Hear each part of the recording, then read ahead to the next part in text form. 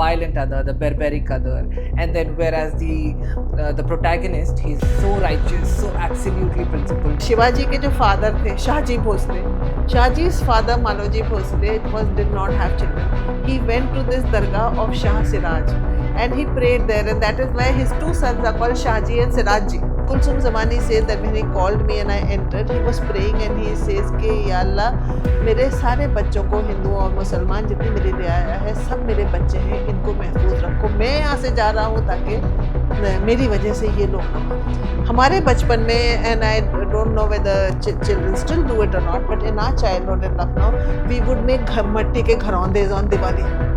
And that was something that was a custom that everybody did. सब करते थे, हम भी करते थे. हमारे यहाँ भी दिवाली, होली सब मनाई जाती थी. In Kerala, there is this Fatma Bibi's mazar. There's a masjid that has been made. The masjid is made by a Hindu, and he is not actually an architect. He has just, and he's made I don't know how many masjids in Kerala. Then Hazrat Ali said that you are either a brother in faith or a brother in humanity. Everyone is either your brother in faith or your brother in humanity.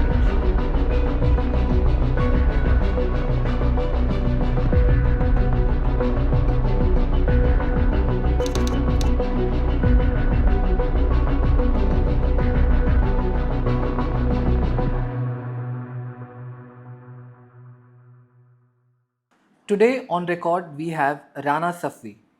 Rana Safvi is an author, historian, and a curator. She is a passionate believer in India's pluralistic culture. She works for Heritage. So far, she has written 11 books, 10 non-fiction, 1 fiction, and she has contributed to 3 anthologies. Her trilogy includes Where Stone Speaks, The Forgotten Cities of Delhi and Shah Jahanabad, The Living City of Old Delhi. She has also translated both the editions of Sir Syed Ahmad Khan's seminal work on Delhi, Asarus Sanadid and Dastan-e-Ghadar, and also Begamat Ke Aansu. Hello, welcome to On Record with Maktoob ma'am. Thank you for agreeing to speaking with us. I'd like to begin with one of the quotes of Mir. He says, दिल और दिल्ली दोनों अगर हैं खराब, पर कुछ लुत्फ इस उजड़े दयार में भी है. So what is this lutf that you find in this ujda hua dayar, in this ruin of a city called Delhi? First of all, thank you so much, and I'm a big admirer of Maktoob and what they are working for and what they are working around. When you quote Mir is one of the most quotable shairs on Delhi. He has written a lot of couplets which are used for Delhi. Delhi jo ek sheher tha. Yeah. So, people are very surprised to know that I was not born in Delhi. I did not live in Delhi. I was born in Aligarh. I lived a lot of my young days were spent in Lucknow. After that, after I got married, I stayed mostly out of, out of UP and Delhi, in places like Bihar, Kerala, etc. And then went to the Middle East, spent many years there. The only time when I started coming to Delhi seriously, not as a transit point, but as a place to stay in, was when in 2012, when my daughter started working in Delhi. So I would come we were living in Dubai, I would come from there to stay with her. And one of those, in 2013, I joined a heritage walk by Asif Khan Dehelvi, and he runs a group called Delhi Karwan, which is still my favorite, heritage group. Yeah. And when I went with him, and then I went with a few others, and I realized that, though much has been written about Delhi, it was earlier mostly colonial accounts. What they wrote was from their point of view, and very little was written from an Indian point of view. And for me, ever since I was very young, history has always been my fascination, and monuments and architecture is something, and as far as customs, traditions, all these things are something that have always fascinated me. So I realized that not much has been written from an Indian point of view about Delhi. And for me, that's why the name of the first book is Where Stones Speak. The series is called Where Stones Speak, because wherever I go there, मुझे लगता है इन पत्थरों की ज़बान है. And हम जाते हैं, and what you write about them is इतना लंबा, इतना चौड़ा है, इसने बनाया, इस सन में बनाया. But what happened there? And then, when I wrote about what transpired there over the years, the history of that place, also the oral history of the people who live around it, the stakeholders, because the government is not the only stakeholder. And like say for the Qutub Minar, it is an ASI monument, so obviously the biggest stakeholder is the government. But what about the people who live around it? What about the people who lived around it earlier? And so I started then going through Urdu accounts of 19th century and 18th century, and that's when I like came across Sir Syed Ahmad's book Asar-u-Sanadi. Though I am from Aligarh Muslim University, I did not know he had written this book on Delhi. I came across it then, and then because I was already taking parts of it from there, so then I decided to translate it also. And similar other accounts like Bazm-e-Akhir, Dastan-e-Qadar, Begmat Ke Aansu. So these are books which I used in my work also, and then I ended up translating them because I felt they tell a story which is very, very important. And then I found a Delhi that is very different from the Delhi of today. The Delhi of those days was a Delhi of, there were of course as today disparities between the rich and the poor, तो आज भी हैं तब भी थे, but it was like the Delhi that is described in Dastan-e-Qadar by Zahir Dehlvi, or the Delhi that is described by Munshi Faizuddin in Bazm-e-Akhir is a Delhi which talks of very syncretic customs and cultures. For example, I'll give you, like this is my favorite story from Dastan-e-Qadar. When Zahir Dehlvi was an eyewitness account, he was 22 years old when the uprising of 1857 occurred. He wrote that book and it was published after his death. He was chased out of Delhi like the rest of the Muslims. Either they were killed, the king of course was exiled, his his sons and grandsons were killed. A few of them survived who went with him. The rest of them fled Delhi. किसी की जान बची, किसी की नहीं बची. So many of them who were massacred and killed. And that account is given in the translation of Begmat Ke Aansu. Begmat Ke Aansu talks of all how they were hounded out of Delhi or how they were killed and what happened to the survivors.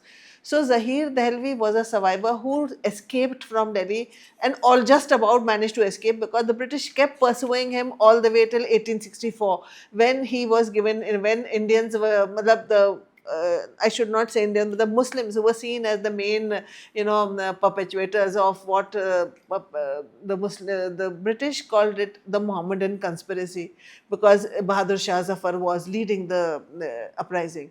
So they chased all those who they thought were, against them. So in 1864, that indemnity was given and he came back to Delhi. And after that, he left and he went to Alwar and Jaipur, Tonk, Hyderabad, etc. And his book was published in Lahore by his son. So there was no, and that was in 1914. British was still ruling India.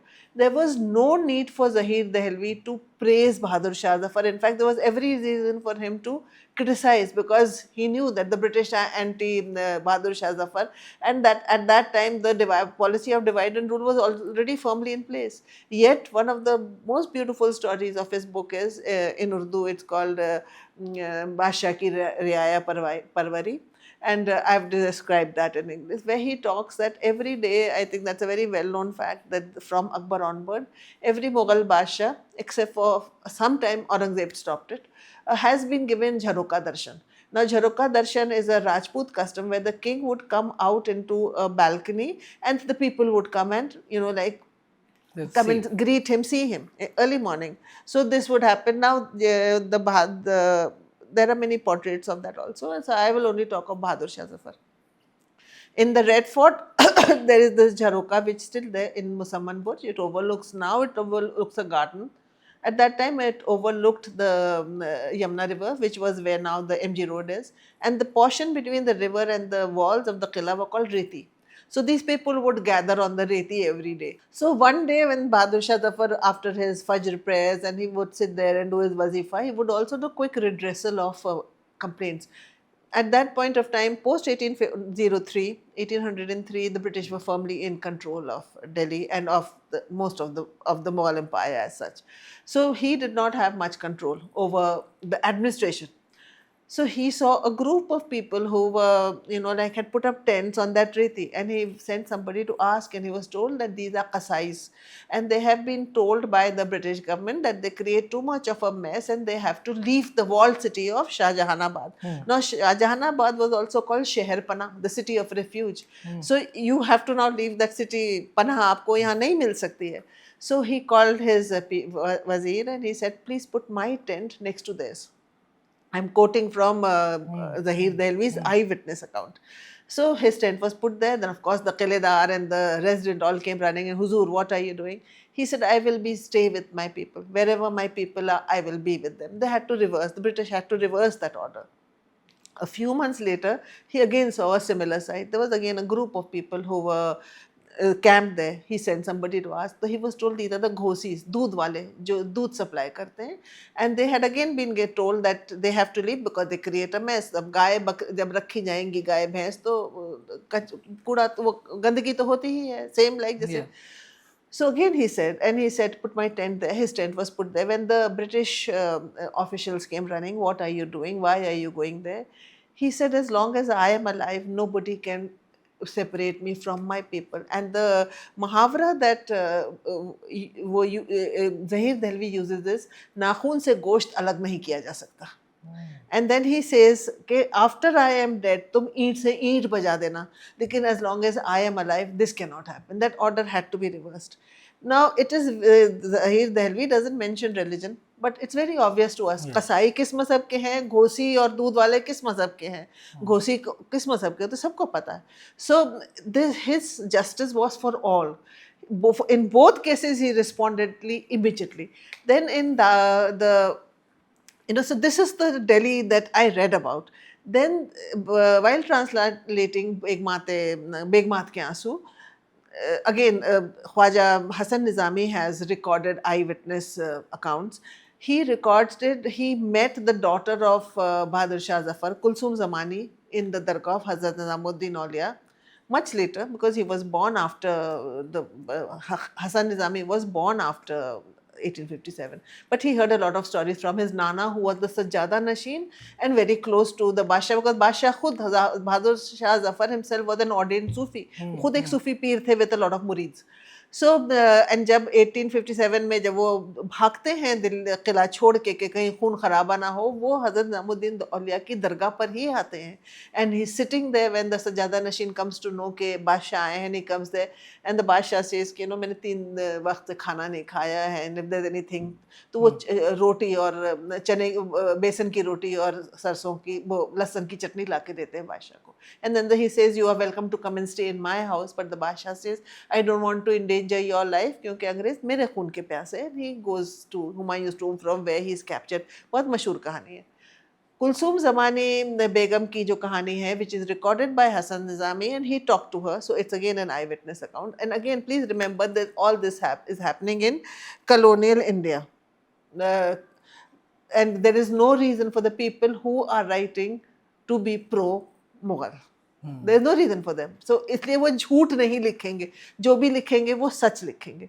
So she says कि on 19th of September, 14th September Delhi falls. There's the uprising, there's the siege of Delhi. 14th of September, the British managed to break through the Kashmiri Darwaza. They enter. बहुत खून खराब होता है. They kill whoever they can find, लूटते हैं करते हैं. And by 19th, the king knows that it's all over. So he says, calls his daughter, he calls his other relatives, and he says that I am going to leave the Qila because they are after me and after my life. And if as long as I am here, they will be killing. And so if I leave, maybe the rest of you will be saved. हालांकि होता नहीं है, सभी को मारा जाता है. जो लोग मिल जाते हैं, उनको सबको मारते हैं. 19th of September, he leaves there. And Kulsum Zamani says that when he called me and I entered, he was praying and he says कि या अल्लाह, मेरे सारे बच्चों को, हिंदुओं और मुसलमान जितनी मेरी रियाया है, सब मेरे बच्चे हैं, इनको महफूज रखो. मैं यहाँ से जा रहा हूँ ताकि मेरी वजह से ये लोग ना मारे जाएं. So again, you see, he calls the Hindus and the Muslims his children. So there was never any doubt in his mind. उनकी तो बहुत, I've written a lot on this also. So like when I was reading these stories, I saw a Delhi that is very different from the Delhi that is, like from the, not I should say the Delhi that is, because अपनी दिल्ली बहुत अभी भी बहुत खूबसूरत है और मतलब अमन और चैन है, लेकिन जो एक narrative build हो जाता है. So this is why I wanted to write, and I wanted to write कि जैसे लाल किले के अंदर दिवाली भी मनाई जा रही थी, होली भी मनाई जा रही थी, ईद भी मनाई जा रही थी, नौरोज़ भी मनाई जा रही थी. हमारे बचपन में, and I don't know whether children still do it or not, but in our childhood in Lucknow, we would make मट्टी के घरौंदेज on Diwali. And that was something that was that was a custom that everybody did. सब करते थे, हम भी करते थे, हमारे यहाँ भी दिवाली होली सब मनाई जाती थी. And उसमें ये description है in बज़्म आखिर, how घरौंदाज were made by the शहजादीज and the शहजादास. जो छोटे छोटे शहजादे शहजादियाँ हैं वो घरौंदे बना रहे हैं, वो क्या कहते हैं, ये खीलों बताशों के खिलौने हो रहे हैं जो दिवाली पे सब करते हैं. बादशाह जो है वो एक Neelkanth which is a sign of this victory वो रिलीज़ करता है. आज भी अगर आप पुरानी दिल्ली में जाइए तो you will see that kachoris are being sold and kachori on Eid. And Eid में kachoris, I am told by residents of Old Delhi कि ईद में कचौड़ी होना मस्ट है. This is not something that happens in Lucknow. हमारे यहाँ तो सिर्फ सेवई होती है, नमक नमकीन होगी लेकिन चने होते हैं ज़्यादातर. बट इन पुरानी Delhi it's always like kachoris. So ये जो मिली जुली एक तहजीब है which I discovered through these Urdu books, this is what I wanted to bring. And I wanted to describe various monuments but in light of this कि यहाँ पे ये हुआ था, ये होता था. जैसे फिरोज शाह कोटला की मस्जिद है, जो जामा मस्जिद है. फिरोज शाह कोटला तो खैर खुद बहुत बड़ा है, उसकी जो जामा मस्जिद है, Alamgir II was killed by his Wazir Imadul Mulk and thrown over the parapet of the Jama Masjid. वहीं पे जमुना की रेती थी.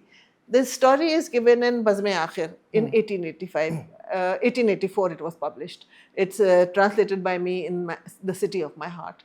Munshi Faizuddin was a courtier of Mirza Ilahi Bakhsh. Mirza Ilahi Bakhsh was the इनके कोटियर थे बहादुर शाह के. He was the father in law of Mirza Fakhru, the son of Bahadur Shah. And he turned against the Basha and was with the British. And in fact, he was one of the people who persuaded the Basha to surrender and come back with the Angrez. When all the Muslim nobility and even the Hindu nobility like Nahar Singh of Vallabhgarh and all were executed and killed or chased away, Mirza Ilahi Bakhsh escaped because he was with the British. So did Munshi Faizuddin because he was attached to Ilahi Bakhsh. But Munshi Faizuddin would attend the court every day. So he knew what was happening in the court. He writes in the preface of his book that in sometime, because 1884 में publish हुई तो उससे कुछ साल पहले, there was this press called, I think Armagan Press if I'm not wrong, that they asked him that there are very few people who are left who know of what happened in the court of Delhi. Because by that time इन लोगों ने, जिसको बादशाह ने कहा था ना कि ईंट से ईंट बजा देना, मेरे मरने के बाद उनको exile करने के बाद ही ईंट से ईंट बजनी शुरू हो गई थी. So he writes all that. And then here again we have to realize his patron was pro-British. He is living in colonial India. He is living at a time when, again, there is no reason for him to praise anything that's happening in or to falsify, I should not say praise, to falsify anything that happened in the court. तो इसलिए जो वो लिख रहे हैं वो सच लिख रहे हैं. He says that when Alamgir II was pushed off the parapet of the Jama Masjid, there was this Hindu lady who was going for her snan, सुबह स्नान के लिए आई थी यमुना में. She saw and she recognized the Basha because तो उसके लिए आते थे ना, झरोका दर्शन में देखा होगा. And she just sat there with him. And then when जब उनकी ढूंढाई हुई and people came and then they saw the body lying there and she was there. And then after that when Shah Alam came back and he was crowned, he after that started celebrating the festival of Salona. Salona का आज हम रक्षाबंधन कहते हैं. अभी भी हरियाणा के काफ़ी जगहों पे सलोना कहा जाता है. And so this lady, she would come और बादशाह के हाथ पे राखी बांधती थी. So this continued till 1857 and he, of course gives this story and he says that, this happened. Then this story is also corroborated by Faratullah Beg in a book called Phul Walon Ki Sair. So these are the stories that are there. Yeah. And then Faratullah Beg in that also writes that when the king was being exiled, he said people came out of their houses and cried. He said कोई भी मजहब हो, कोई भी class हो, सब ऐसे रो रहे थे जैसे कि उनका बाप जा रहा है. So this was the kind of love and affection that the royal family commanded in that. And that is again because of his Riaya Parvari. So this is the stories that I wanted to bring, and that is why I've done so many of these translations also. So, so do you think that how important it is for these stories to be retold, like for the fact that you think that the kind of environment that we live in today, which is so politically charged, which is sort of polarized, towards like there's no space left for dialogue. And in such an environment, how do you think that architecture or monuments or these kind of stories, bringing especially narrative, because your style, it's not like we're reading, okay, so and so and so and so has happened in a very linear format, but more like eyewitnesses talking about it. So, what kind of different lenses does that bring in people's understanding in sort of drawing some lessons from history or these monuments that exist? You know, 2 days ago I posted a story, which was again a repost. I had posted the original story some years ago. I had gone to Bangalore, and Bangalore I had gone for. I'm a member of the jury of the translation, the thing of New India Foundation. So I had gone for that, and then I went. I stayed back, and went to many of the places associated with the history of Bangalore, especially Tipu Sultan and Sufism, because I was writing also a book on Sufism.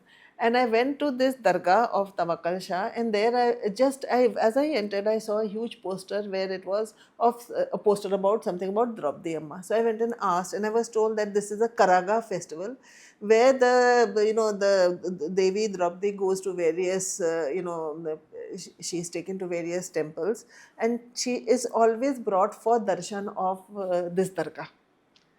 So that is something that happens, and it had happened just 2 days before, which I felt very sad about that I couldn't witness this. And I wrote about it, and I said, years later, when कभी ना कभी तो polarisation खत्म होगा ना, हमारी मोहब्बत भी तो किसी दिन जीतेगी. So there will be these stories also. There won't be only stories of hate or only negative stories. These positive stories we have to keep recording them, so that like these stories can also stay in the consciousness of people, also be read by people. My book on Sufism took me, I did research, wrote it from 2018 till 2022, I think it was published. So 6 years of research, 5 years of research I did on that. Yeah. And I went to dargahs all over the country for that book. The only places I couldn't go to were, because of COVID, to Kerala, Tamil Nadu and Odisha. I couldn't go to these two, and Assam. And from these places, then what I did was I did interviews. And when I did interviews, there were such beautiful interviews that I got through. Like I talked to in Kerala, there is this Fatma Bibi's mazar. There's a masjid that has been made. The masjid is made by a Hindu, and he's not actually an architect. He's made, I don't know how many masjids in Kerala. So like stories like the stories, why do people come? मैं हैदराबाद गई, बहुत सारी जगह गई, and the most very beautiful experience was in Bijapur. Bijapur में पहुंची, it was Amavas, and Amavas पे a lot of people gathered in these dargahs, because they feel कि अगर कुछ भी बुरी असर है, आसे वह सब है, तो वो अमावस के दिन दरगाह में कैद हो जाती है. I met people of different faiths. Every faith and every class and every, you can take read of people of why they came. All that is recorded in my book. मैंने सबके interviews दिए, कहीं मैंने नाम change किया. So in Hyderabad, I went to Pahadi Sharif, and we have quite a climb there. And I was climbing. There was this young girl with a baby in her hands, and she was also climbing. So I started talking to her, and that's my habit, is that I talk to people, because that's how you get a sense of the oral history and of the stakeholders. So then she told me that her name was Jyoti, and that Pahadi Shah ke jo dargah ke jo wo hain, peer hain, he's associated with fertility. And that she said, ये इसकी पहली birthday है, and I brought the baby here because he was born due to the prayers of the, I had come to pray here and he was born. So like stories like this, stories which actually we keep forgetting, is कि शिवाजी के जो father थे, Shahji Bhosle, Shahji's father Maloji Bhosle did not have children. He went to this dargah of Shah Siraj, and he prayed there, and that is why his two sons are called Shahji and Sirajji. I see. No, but I mean, in lines of these stories, it seems like there was this, the cultures were really integrating and interlaced together. But it looks like a very distant past. And then when one is trying to pull back these stories, I mean, of course, the way you are doing it is more bringing stories from the eyewitnesses, from the people, looking back into sources. But then you also have a different medium, which is cinema. Right. So now cinema like the moment you mentioned Shivaji, it kind of ringed a bell about Chhawa in my head. Like uh, it sorts of charges people, and then people had this kind of very hysteric episodes in theater we saw. Just where they it creates an imagery of this the other, the violent other, the barbaric other, and then whereas the protagonist, he's so righteous, so absolutely principled. But in past, I mean, what do you have to say about, like, if you're looking from this era, from this point of time, can you objectively sort of look at these So stories that is and why, then like say when you have stories like Chhawa, you also have stories like कि पैदा कैसे हुए थे शाहजी और सिराज जी. पैदा तो एक सूफी बुजुर्ग की दुआ से हुए थे, इसीलिए उनका नाम रखा गया. So that is a historical fact can not be change. So for every fake history और for every falsification of history or every politicization of history, you also have these true stories. That my intent is to like make sure that these true stories are also there. कभी कभी कोई पढ़ेगा तो and today in the world of social media and the world of internet, these stories will not go away. So if that story remains, this story will also stay. There are so many other stories of the Shivaji की तो कहानियाँ बहुत हैं, कितनी तो वो इज्जत करते थे of every religion. And like I will not talk on what Chhawa is because I have not seen it and I was not even interested in seeing it. So I cannot talk about that. But I can talk about, like there are so many other historians who are talking about the falsification of that particular movie, which you can, read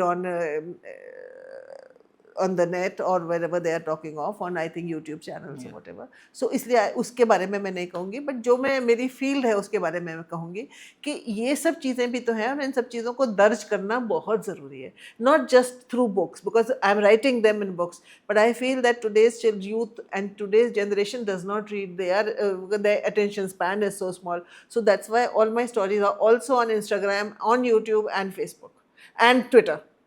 so that कहीं ना कोई तो सुनेगा.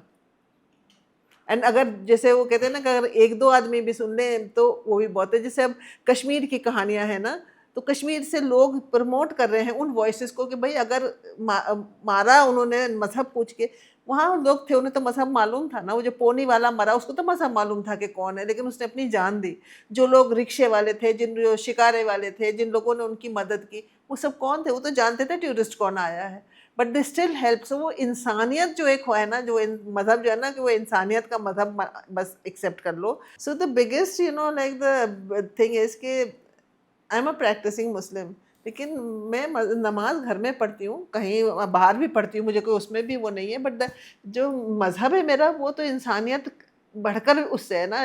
Like I am a firm believer, जो हज़रत अली का call है, विच he gave this advice to Malik Ashtar when he was the caliph, fourth caliph and of Islam, and he appointed Malik Ashtar the governor of Egypt. He wrote him a long list of things to do, and वो letter, part of it, like it's वो तो हर जगह मिल जाता है internet पे. I have quoted very often that Hazrat Ali said that you have, like you are either a brother in faith or a brother in humanity.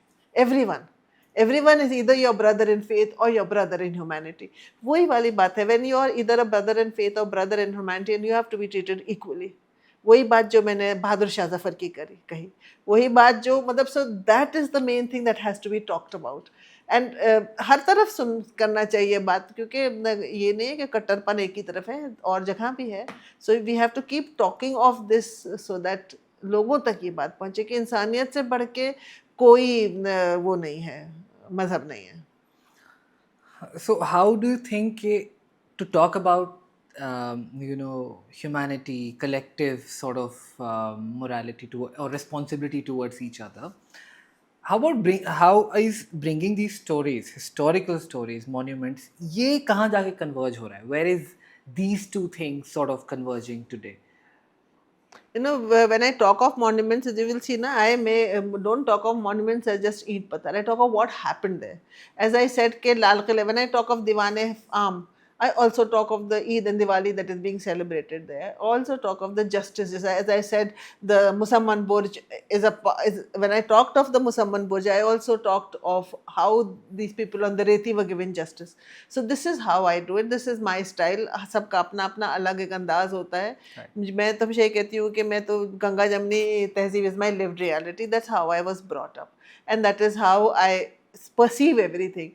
बहुत से लोग जो है ना, I'll say a bit about this because again there's a lot of misconception about what is Ganga Jamni Tehzeeb. Yeah, perhaps maybe there's time to clear some air about it as well. So Ganga Jamni Tehzeeb is not subsuming your identity and your culture in the majority culture. Ganga Jamni Tehzeeb is maintaining your distinct identity while spontaneously interacting. I say this very often. Ganga and Jamna are two different goddesses. They're two different rivers. And उन reverse का संगम होता है. There are also goddesses. आप किसी भी temple में जाइए, पुराने टेम्पल में, आजकल मुझे नहीं मालूम कि होते हैं कि नहीं होते हैं, but all the old temples I go to, you will see that you will have Ganga ji's image on the right hand and you will have Jamna जी's image on the sculpture on the left hand. Both of them have their own iconography. Distinct iconography है दोनों की. When you go in and then it is said कि वो they shower you with their blessings. Isn't it the saying Ganga Jamni Tehzeeb, like if you live with that, it showers you with your blessings of harmony. Harmonious society will always progress more than a divided society, because your attention is going to be on development and growth, not in hatred and trying to outdo the somehow किसी को नीचा दिखाना है, किसी को जलील करना. So Ganga Jamni Tehzeeb is maintaining separate identities, distinct identities, while spontaneously interacting. And India has a civilizational legacy. हमारे यहाँ 3,500 से ज़्यादा कम्युनिटीज़ हैं. हर कम्युनिटी की अपनी एक ज़बान है, अपना खाना है, अपना पीना, अपने कपड़े हैं. India such a huge geographical expense. Everybody 50 course पे तो बोली बदलती है, खाना बदल जाता है. सो like all this is to be preserved. And that is what is Ganga Jamni Tehzeeb. UP में गंगा जमनी तहजीब कहते हैं, दिल्ली में भी कहते हैं, but in the north south में कोई थोड़ी कि साउथ में नहीं. मैं तो बहुत रही हूँ, केरला वेरला में रही हूँ, पूना में. I stayed for 15 years in Pune. So that there it's multicultural, pluralistic customs. है तो वही. But I mean, I would just like to explore this idea a little bit more. So do you think this also kind of maintains, of course, the harmony? Does it also keep society static in a way? Does it not, there won't be any disturbance or disbalances in the equilibrium of share of power in that sense? देखो, ये मैं नहीं कहूँगी कि पहले हर चीज़ जो थी वो बहुत खूबसूरत थी. कम्युनल क्लैशेस पहले भी हुए हैं, Yes. लेकिन कम हुए हैं. इट्स पोस्ट 1947 जो ज़्यादा हुए हैं. एंड बल्कि जो पहला रिकॉर्डेड रायट है was I think in the 18th century in Gujarat, in Ahmedabad, Surat, if I am not wrong. वो all that is already there on the net, so people can check. But till then there were hardly any riots. उसके बाद भी बहुत कम rights हुए हैं. Rights 1947 में शुरू हुए हैं. Divide and again this is the divide and rule that was successful. तो it's so easy to divide people. आप लोगों को एक दूसरे के खिलाफ कर दीजिए तो वो आपसे सवाल नहीं पूछेंगे ना, वो एक दूसरे से ही सवाल पूछते रहेंगे. सवाल in a democracy, it's the government that's accountable and questionable. It is not like anti-national to ask a question of our elected government, because they are our representatives. But हम अगर अपने में ही उलझे रहेंगे तो हम कैसे accountability ढूंढेंगे? So this is why I say कि अगर हम if there is a harmonious society, तो फिर you grow, you develop. And you grow in so many ways, because synergy is always better than trying to. Akbar ने मतलब I go back to history because मैं तो कहते हैं ना, वो दुनिया ज़्यादा खूबसूरत लगती है. पता नहीं क्या हो रहा है आजकल. Because ऐसा है कि आपका जो क़िबला है, it's somewhere looking in the past. Because of course I'm not in the present. I am in the present, but present is sometimes quite disturbing. It's so I have stopped listening to all news for my own peace of mind, because it was affecting me mentally. So I've stopped listening to all news. अब मैं news नहीं पढ़ सुनती हूँ. I just, and even on social media, which I used to read a lot, especially on Twitter, I don't go to the timeline. I normally read only my mentions or people who have tagged me, or इस तरह से करके पढ़ती हूँ. Just that's for my own sanity, because social media तो बहुत ही divisive हो गई अब, and it's become quite toxic also. My favored media at the moment is Instagram, because then you only follow the people that you know. It doesn't keep throwing up random people at you. Yeah. And then I follow people who talk about things that I want to hear about and I can learn from. So for me, social media is a learning tool, from where I can learn something. तो इसलिए उससे दूर रहती हूँ. लेकिन ये कि harmonious society, भाई अकबर ने अगर जब रामायण ट्रांसलेट की थी ना, I've just contributed an article to the can you take out that book? I'll just show it. हाँ, ये इधर वाली, ये वाली. Yes. So this is an anthology that I have contributed to. It's edited by Shobna Narayan, Padam Shri Shobna Narayan ji, and इसमें बहुत सारे लोगों के articles हैं. So my article on this is on the Persian Ramayans. Akbar ने रामायण को translate करवाया था पर्शियन में, and his reason was that only when you know about each other and each other's religion, that distrust will go. वही चीज़ आज भी है कि हम अगर एक दूसरे के बारे में जानेंगे नहीं तो डिस्ट्रस्ट कहाँ से जाएगा, और जब डिस्ट्रस्ट नहीं रहेगा तो society will progress, people will progress. I mean, talking about translating each other's culture, I mean, there was in Dakhani also, I mean, I come from Dakhan, so I can talk about it. I think during Qutub Shahis, there were lots of translation of Panchatantra tales, and from Sanskrit, I think they tried to do it from Persian and then to Dakhani as well. So, just the last question that I would like to ask you, and before we end this interview, is about the language itself. One is translating into a more accessible language, but the language, the source language, be it Urdu or Persian, I mean, Persian, of course, it's not there anymore in India, it's not part of the market, but Urdu as such, I mean, I for a fact, I teach Urdu, and we have been learning in schools. But now there's a certain political dogma attached to it, and then, of course, a religious identity sort of pressed upon it. And you see that in Parliament, I'm sure, though you said you don't follow news, but of course it must have reached you. When it comes to language and all that, I follow. No, I think it must have reached your ears as well that, a language is being isolated, it's being thrown, it's being said that it's alien. So, what do you think in such an environment, when, of course, as much as translations of these the information that's preserved in that tradition and knowledge brings, you can bring it through translation to people, but does that also isolate the whole culture and identity and the information that's embedded in that language, when politically a such environment is created about it? So the thing is actually when a language, a script, not the language. I will not say that Urdu is dying. Urdu is very well, is flourishing. Yeah. I run that Shire. I've been running it from 2011. I agree. And कोई दिन ऐसा नहीं गुजरता जब से कम 50-60 शेर लोग ना कोट कर रहे हों उर्दू के. So Urdu as a language is doing quite well, and you have Urdu. But it's the script that is not doing so well amongst the elite. I will again not say that it's not doing well nationally, because the second largest circulation of newspapers is in Urdu. Yeah. Dailies as well as newspapers and magazines Urdu की होती हैं, हिंदी के बाद उर्दू है. So Urdu छोटे शहरों में, मुफस्सिल टाउन्स में, सब जगह Urdu is doing quite well. उसके अलावा मदरसों में Urdu is the medium of language. So it cannot be कि Urdu is dying. But yes, amongst elite circle, Urdu script is dying, and जो लोग शायरी का शौक़ रखते हैं और जो गज़लों का शौक़ रखते हैं, वो सब करते हैं, वो सब रोमन में पढ़ते हैं या हिंदी में पढ़ते हैं, लेकिन पढ़ते हैं तो ज़बान तो चल रही है. लेकिन अच्छा, वो जहाँ तक उसका ताल्लुक़ आया मज़हब से, that is something I write a lot about on again. Let me give this disclaimer, because this is something that somebody asked me once. मज़हब सबसे पहले ज़बानें कम्युनिटीज़ की होती हैं, मज़हबों की ज़बानें नहीं होती हैं.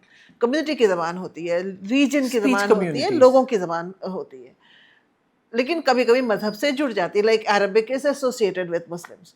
Now even if Urdu was to be a Muslim language. There's no, it should not be discriminated against. But having said that, Urdu is not a language of the Muslim. Urdu was born in Delhi. It was born in the court. It was born in the, you know, यही जो शाहजहानाबाद है ना, उसका original नाम था ज़बान उर्दू ए मौला. Yeah. Shahjahanabad was known as Urdu ए मौला. ये ज़बान उर्दू ए मौला थी. तो 1857 तक वो उर्दू बन के रह गई. और फिर प्रिंटिंग प्रेस आई. देवनागरी में जो प्रिंट हो रहा था, that was being printed with Sanskritized words. What was being printed in the Perso-Arabic script was being printed with Persianized word, and that's where the Hindi-Urdu divide begins. But the language was always Hindi. And अब आज मैं हिंदुस्तानी कहती हूँ उसको, but ये हिंदी ही तो थी जिसको हमने उर्दू कह दिया. तो ज़बान तो ये हमारी है, हमारे लोकेलिटी की है, नॉर्थ इंडिया की है हमारी. और दक्षिणी, और इसमें दक्षिणी भी है, गुर्जरी भी है, हर तुर्की भी है, अरबी भी है, सब है. खड़ी बोली, ब्रज भाषा, सब कुछ है इस ज़बान के अंदर. ये ज़बान इसीलिए तो उसको रेख्ता कहा गया, स्कैटर. Yeah. हर जगह से जमा करके रेख्ता में जो शायरी की तो उसे रेख्ता कहा. Okay, with that, thank you so much for speaking to us, and I hope we can again meet you with a new Sure. book. I would love to. that, As I said, I am very appreciative of Maktoob does, and anytime I can be of any help, or I can, you know, like you want to come and interview me on anything, you're most welcome. no, thank you so much.